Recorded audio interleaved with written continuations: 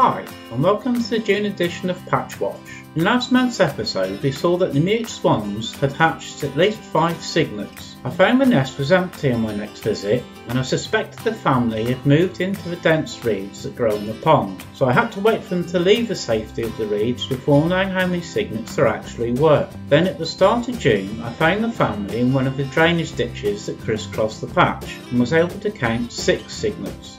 It wasn't until I got back home and reviewed this video that I realised there were actually 7.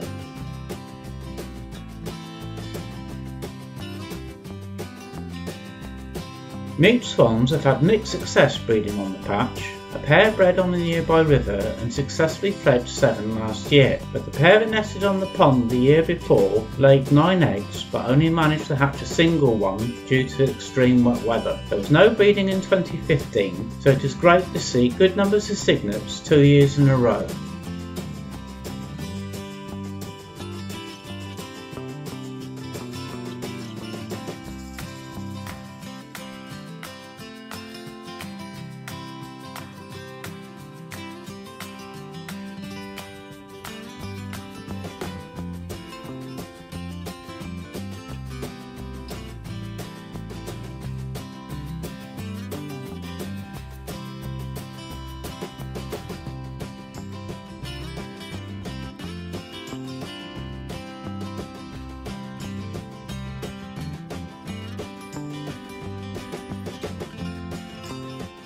We've experienced one of the warmest Junes on record this year, and the really hot temperatures have caused some problems for the fish in the pond, and a small number have been found floating dead on the surface, creating a total bonanza for the fly population, and a number of different species can be seen feeding all over this one. I don't know many species of fish, so if you know what it is, please leave a comment.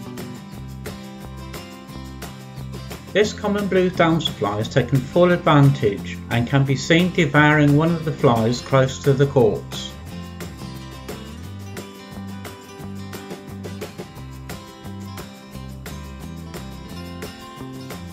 Much later than usual and in lower numbers, the azure blue damselflies have finally emerged. They look very similar to the common blue damselflies, but the males have a U-shaped mark at the start of the abdomen, rather than the table tennis bat shape found on the common blue. Whilst this is easy to see up close, their small size do make it very difficult to spot. Although they have been late emerging, they haven't hung about and have started mating almost immediately, and after mating, the male uses his claspers on the tip of his abdomen to keep hold of the female to make sure no other males breed with her and that all the eggs she lays are his.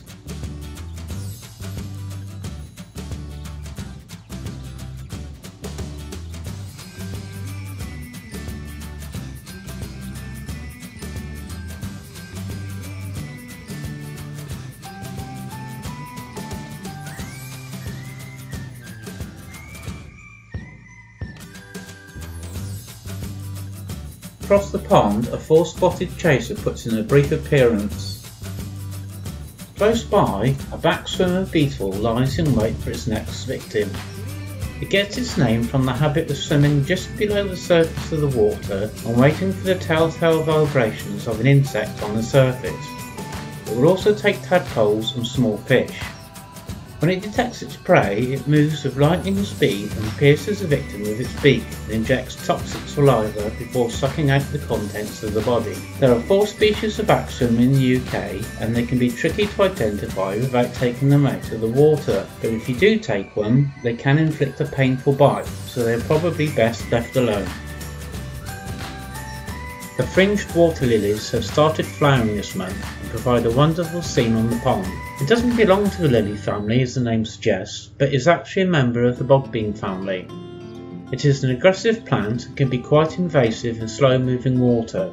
Whilst this species occurs naturally in parts of the UK, it is presumed that these were introduced when the pond was created.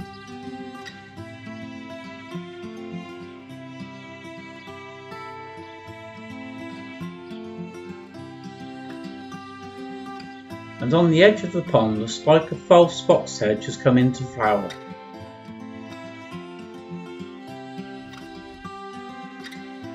And finally, a majestic foxglove towers over the surrounding vegetation over in the wood.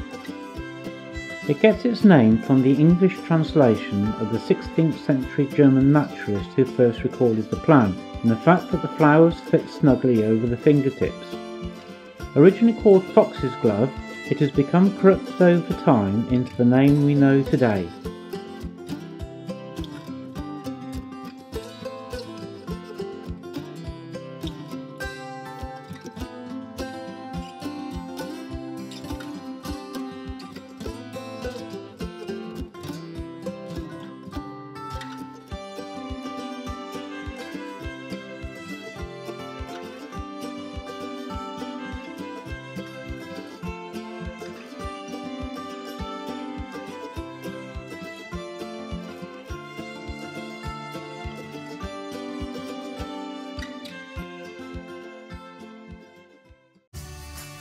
Thanks for watching this episode of PatchWatch, and don't forget to press the like button if you enjoyed it. Press subscribe and I will see you next month with the latest news from down the patch.